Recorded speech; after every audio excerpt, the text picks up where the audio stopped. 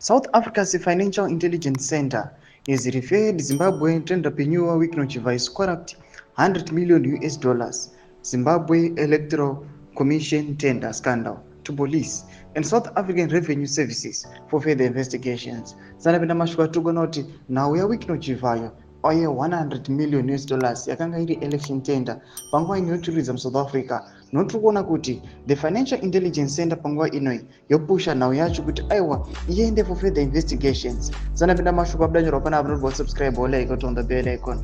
Tipinda munao mu news okusona mudanyirwa vachiti Chivayo was paid 800 million over $40 million out of 1.2 billion rands.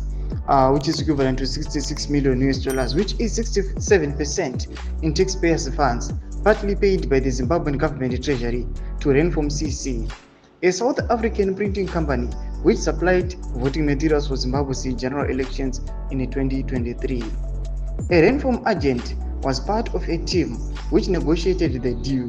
Chivayo got paid in South Africa amid corruption and money laundering activities. Thomas Karuda panguva ine arikuonekwa kunzi aiwa Chivayo arikuonekwa kunzi akabhadharwa akazoripirwa mari yake aiwa kuSouth Africa ndo kwayakazopiwa aiwa tingati kati yake pa 1.2 billion rands aiwa yakatransfer from the treasury yamunyika yeZimbabwe. Iri kuonekwa kunzi aiwa this money aiwa yanga ine fraud yakanyanyisa noda kuti chinge yatransferwa 800 million yakabva yasendwa kuma companies aWicknochivayo. Pakuonekwa panguva inoi tiona the Financial Intelligence Center yemunyika yeSouth Africa yava kupusha for further investigations uronyatsa kuona kuti aiwa chii chakambonyatsa kuteka place panoonekwa kunzi Wicknochivayo aiwa is a victim arikuonekwa kunzi ndiye the corrupt individual panapa aiwa pa the company yakauya yakasupply the voting material inonzi Renform CC. Tudze mafunguro enyu mutikudipa pamusoro pechitiko ichi pinda comment section medu mudze mafunguro enyu, subscribe or like, on the bell.